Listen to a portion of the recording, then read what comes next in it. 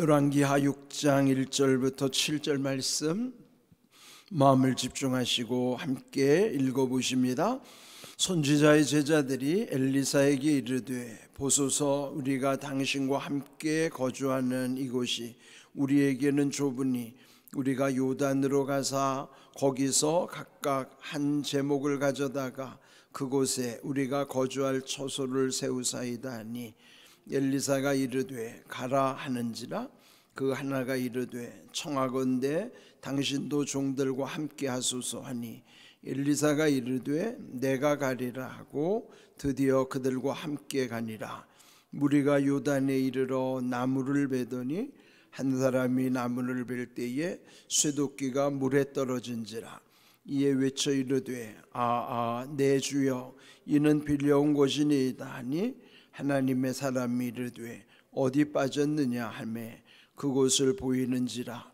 엘리사가 나뭇가지를 베어 물에 던져 쇠도끼를 떠오르게 하고 이르되 너는 그것을 잡으라 하니, 그 사람이 손을 내밀어 그것을 집으니라.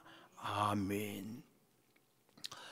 그 엘리사 시대에 우리가 이 성경에 지금 묵상하는 대로 여러 가지 지금 표적들이 나타나는 것을 볼 수가 있습니다. 우리 이 엘리사는 그 스승 엘리야로부터 갑절의 영감을 받은 것처럼 또 엘리야 시대보다도 더 많은 표적이 나타나는 것이 이 오늘 본문에도 또 계속 이어지고 있습니다. 오늘 1절을 보시면은 선지자의 제자들이 엘리사에게 말씀하기를 보소서, 우리가 당신과 함께 거주하는 이곳이 우리에게 좁으니 그랬어요. 지금 그들이 지금 선지학교에서 함께 지내는데 그들이 지내기가 좁다 하는 것은 생도들이 많이 늘었다는 거죠. 오늘로 표현하면 신학생들이 많아졌다는 거예요. 그렇게 해서 이제 새로운 곳에 또 집을 짓고자 하는 그 이제 계획을 그 스승 엘리사에게 말하는 것입니다. 이제 그렇게 해서 이제 2절, 우리가 요단으로 가서 거기서 각각 한 제목을 가져다가 그곳에 우리가 거주할 처소를 세우사이다 하니, 엘리사가 이르되 가라 하는지라. 이 엘리사가 허락을 한 거예요. 그런데 그들이 이제 새롭게 지을 거처는 요단에다가 정하자 한 것입니다. 그리고 거기에 있는 선지자 생도들에게 일컫기를 각각 한 제목을 가져다가 그곳에 거주할 처소를 세웁시다, 이렇게 간청을 했을 때 그 엘리사 선지자가 허락을 한 것입니다. 그렇게 해서 이제 그들이 요단을 향하여 그곳에 새로운 거처를 이제 장만하게 된 것이죠. 자, 이럴 때 3절에 보시면은 그 생도들이 말하기를 당신도 우리와 함께 하소서, 그 스승 엘리사도 동행하기를 요청한 것입니다. 건물을 짓는 것이니까 이제 굳이 스승 엘리사가 가지 않아도 될 수 있는 형편이겠죠. 그럼에도 그들은 그 스승도 함께 하기를 요청한 것입니다. 그러므로 여기 엘리사가 내가 가리라, 그들의 요청을 또 이 엘리사도 받아들인 것입니다. 자, 이렇게 함께 가게 되는 이유가 이제 마지막에 보면은 이제 이해를 하게 되는 것이죠. 4절, 드디어 그들과 함께 가니라. 무리가 요단에 이르러 나무를 뱄다. 각각 한 제목씩 나무들을 다 베가지고 그들이 연합해서 지금 이제 새로운 그들의 이제 기숙할 수 있는 건물을 짓는 것입니다. 이제 이렇게 일을 하는 중에 문제가 발생했어요. 5절, 한 사람이 나무를 벨 때에 쇠도끼가 물에 떨어진지라. 이에 외쳐 이르되 내 주여, 이는 빌려온 것이니이다 그랬습니다. 이 쇠도끼라는 것이 오늘 우리에게는 뭐 그렇게 소중한 물건일 수는 없겠지만은 지금 이들 선지생도들이 건축을 하는데 이제 많은 목재가 필요하겠죠. 근데 그 중에 한 생도는 그 도끼를 이제 다루다가 실수로 그 요단강 물에 그 쇠도끼가 빠져버린 것입니다. 그러면서 그 탄식하기를 내 주여 이는 빌려온 것이니이다. 자기 소유가 아니라 그 쇠도끼를 빌려다가 지금 이 벌목을 하고 있는데 자기 실수로 그거를 물속에 빠뜨리게 된 것입니다. 그런데 당시에 이 쇠도끼라고 하는 것은 아마 고가품에 해당했던 것 같아요. 지금처럼 이렇게 흔한 시대가 아니라 당시에 그 아주 소중하기도 했지만 비싼 것으로 추측이 되는 것이죠. 근데 이렇게 힘들어하고 또 어찌할 바를 몰라 할 때에 이때 6절을 보시면은 하나님의 사람 즉 선지자 엘리사가 말하기를 어디에 빠졌느냐 하매 그곳을 보이는지라. 엘리사가 나뭇가지를 베어 물에 던져 쇠도끼를 떠오르게 하고. 자, 이제 이 말씀 속에서 이게 우리의 상식으로는 도저히 납득할 수가 없잖아요. 그 쇠도끼가 물에 빠진 것이 그리 어떻게 다시 그게 떠오를 수가 있을까? 근데 오늘 제목을 쇠도끼를 떠오르게 하고 이렇게 정했어요. 근데 여기 마치 동화 같은 이야기처럼 우리는 취급하기 쉽지만은 여기 성경 속에 주신 이 말씀은 오늘 우리에게 주는 아주 굉장히 중요한 의미가 있습니다. 또 우리 이제 지난 주일날 말씀 받은 것처럼 하나님의 세계는 깊은 곳이라고 그랬잖아요. 오직 성령만이 하나님의 깊은 곳까지도 도달할 수 있다 그랬어요. 우리는 그 하나님의 깊은 곳, 또 깊은 곳은 우리는 알 수 없는 세계입니다. 그러니까 지금 이 요단강물의 깊은 요단강물에 도끼가 빠진 것에 대해서 그 도끼의 출처를 알 수도 없지만은 그럼 이 상황에서 과연 이걸 어떻게 할 것인가? 그런데 선지자가 이 나무를 베어서 거기에 보시면 나뭇가지를 베어 물에 던졌더니 쇠도끼가 떠올랐다 그런 거예요. 근데 성경의 정확한 의미는 쇠도끼를 떠오르게 하였다 그랬습니다. 자, 그렇다면 여기서 이제 우리 상식으로는요, 이 도끼가 가라앉는 힘을 일컬어서 중력이라고 그러죠. 그러니까 중력이라고 하는 가라앉게 하는 의미예요. 그런데 반대로 이것을 떠오르게 하는 힘도 있다는 거죠. 그 떠오르게 하는 힘을 우리는 상식적으로 알고 있어요. 그 힘을 부력이라고 한단 말이에요. 그 부자가 뜰 부자거든요. 뜨게 하는 힘. 그러니까 세상에는 온갖 힘들이 작용하는 거예요. 왜 흔히 이제 만유인력이라는 걸 배웠잖아요. 끌어당기는 힘이라는 거죠. 인력은 당기는 힘이죠. 그러니까 그 당기는 힘, 여러 가지 힘들 중에 흔히 우리 주변에서 경험하는 것은 가라앉게 하는 힘, 중력, 그리고 떠오르게 하는 힘, 부력. 만유인력이라는 법칙을 처음으로 발견한 사람이 여러분 잘 아는 뉴턴이라고 그러잖아요. 그 사람은 처음에 사과 나무에서 사과가 뚝 떨어지는 것을 이상하게 여긴 거예요. 저게 왜 떨어지지? 그러니까 우리 평범한 사람들은 사과가 익으면 떨어지는 걸 그냥 당연하게 여기지 않습니까? 그런데 뉴턴은 아니야. 저게 무슨 힘의 작용에 의해서 떨어질 거야. 그 힘이 바로 밑에서 끌어당기는 힘, 그게 인력이라는 거예요. 그래서 모든 세계에는 서로 끌어당기는 힘이 있다. 그래서 그 만유인력이라는 걸 처음 발견한 것이죠. 그러니까 우리가 볼 때는 저절로 떨어지는 것 같지만 그게 아니라 밑에서 끌어당기는 힘에 의해서 떨어지는 것이다. 그게 중력이죠. 그러니까 여러분, 모든 떨어지는 거는 그 중력에 의해서, 떨어지게 하는 힘에 의해서 떨어지는 것이고, 또 물에서 뜨게 하는 힘은 뜨게 하는 힘, 부력이 있기 때문에 뜨는 거예요. 우리 흔히 배가 가라앉지 않는 원리가, 배라는 이 널쩍한 것이 물에서 받치는 그 부력에 의해서 배는 가라앉지 않고 뜨게 되는 원리잖아요. 배는 뜨게 하는 힘, 부력을 이용해서 만든 게 배라는 거죠. 그러니까 세상에는 가라앉게 하는 힘도 있고 뜨게 하는 힘도 있다. 그렇게 보면은 모든 힘 중에 가장 큰 힘은 하나님의 힘이에요. 그 하나님은 전능하신 하나님이란 말이죠.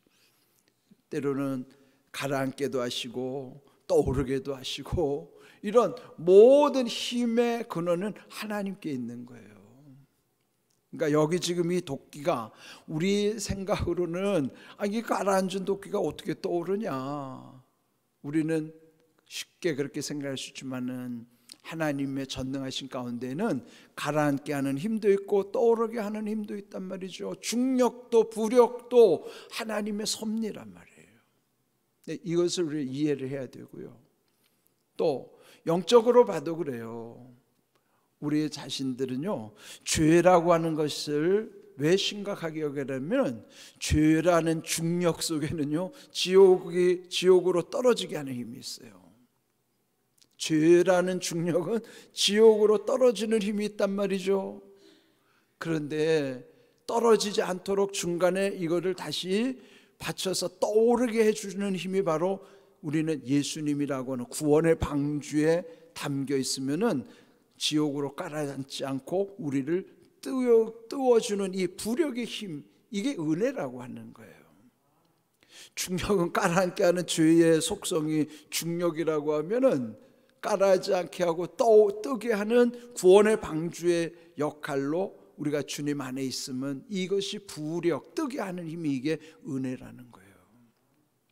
그러니까 여기에 이 도끼라는 것이, 물속에 가라앉은 도끼가 어떻게 떠오르냐, 이거는 우리의 상식으로는 안 맞아요. 근데 이것이 이제 영적인 원리로 하나님께서, 하나님의 힘의 원리 속에서 때로는 가라앉게 하는 것도 떠오르게 하시는 것도 하나님의 섭리 가운데 있다. 근데 이걸 우리가 이 말씀을 통해서 깨달아야만 하는 것입니다. 그러니까 이거 단순히 동화가 아니에요. 성경의 이 동화 같은 이야기지만은, 그러나 이건 동화가 아니라 이 말씀을 통해서 우리에게는 아주 중요한 메시지를 깨닫게 해주시는 거예요. 그래서 지금 여기에 이 요단강이라고 하는 곳은 특별히 이들에게는 또 이미 앞에서도 그들이 머릿속에 각인된 사건들이 있었어요. 이 직전의 사건은 뭐였죠? 아람의 군대 장관 나하만이 그 요단강에 와서 7번 몸을 씻었을 때에 그의 나병이 깨끗이 치유돼서 어린아이 피부처럼 되었다 하는 것이죠. 그 요단강이 하나님의 기적이 나타났던 중요한 장소였어요. 물론 옛적 조상들이 그들이 출애굽해서 마지막 가나안에 들어가기 직전에 그 요단이 갈라지게 하는 역사도 보여주셨죠. 뿐만 아니라 그 엘리사의 스승 엘리야와 이 요단강에 왔을 때도 요단의 물을 가르고 건넌 다음에 거기서 그의 스승 엘리야가 하늘로 올라가는 승천 사건도 이 사건이 있는 이 요단강에서의 그들의 각인된 그 기억 속에 있는 거예요.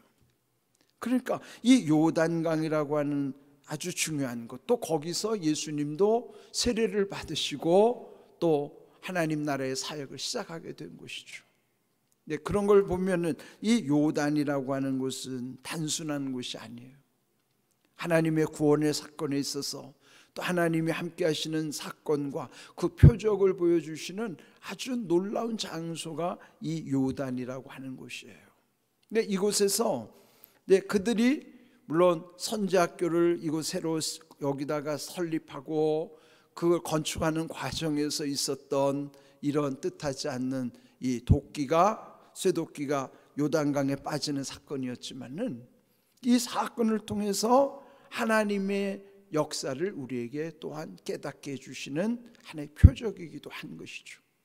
그런데 이제 처음에 이 생도 중에 한 사람이 그 스승도 함께 가자고 간청했을 때 왜 함께 가자고 했는가?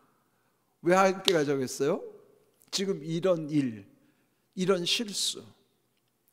실수를 뭐 생각하고 스승을 모시고 오지는 않았을 거예요. 그러나 우리가 살다 보면 뜻하지 않는 실수들을 하게 되잖아요. 그러나 그때 이런 실수를 통해서도 그의 스승 엘리사가 함께 했기 때문에 하나님의 역사를 그들이 경험할 수 있었던 것입니다. 그러니까 엘리사라고 하는 인물은 단순한 사람으로서가 아니라 그 이름 속에 담겨진 엘리라는 게 뭐라 그랬어요? 나의 하나님. 엘리가 나의 하나님의 뜻이었다 그랬죠. 엘리사는 나의 하나님이 구원하신다. 나의 하나님은 구원이시다. 그러니까 구원하시는 하나님의 약속이 엘리사라는 이름 속에 담겨 있다면은 엘리사라는 이름을 들으면 누구를 떠올리게 돼 있어요? 구원하시는 예수님을 떠올리는 거예요. 연상을 하게 되는 거죠. 그렇다면은 이들이 엘리사와 함께 함으로써의 자기들의 실수나 이런 곤경에 처했을 때에 하나님의 은혜를 경험했던 것처럼 우리는 이 시대에 엘리사가 중요한 게 아니라 엘리사라고 하는 이름 속에서 떠올려 주시는 예수님이 우리에겐 중요한 거예요.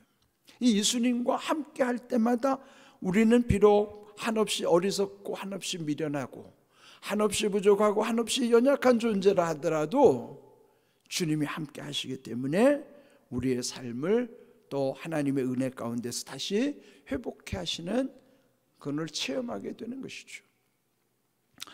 그렇게 해서 결국은 이 쇠도끼가 떠오르게 됐고요. 7절에 마침내 너는 그것을 집으라 그랬더니 그가 그것을 집게 되었다며.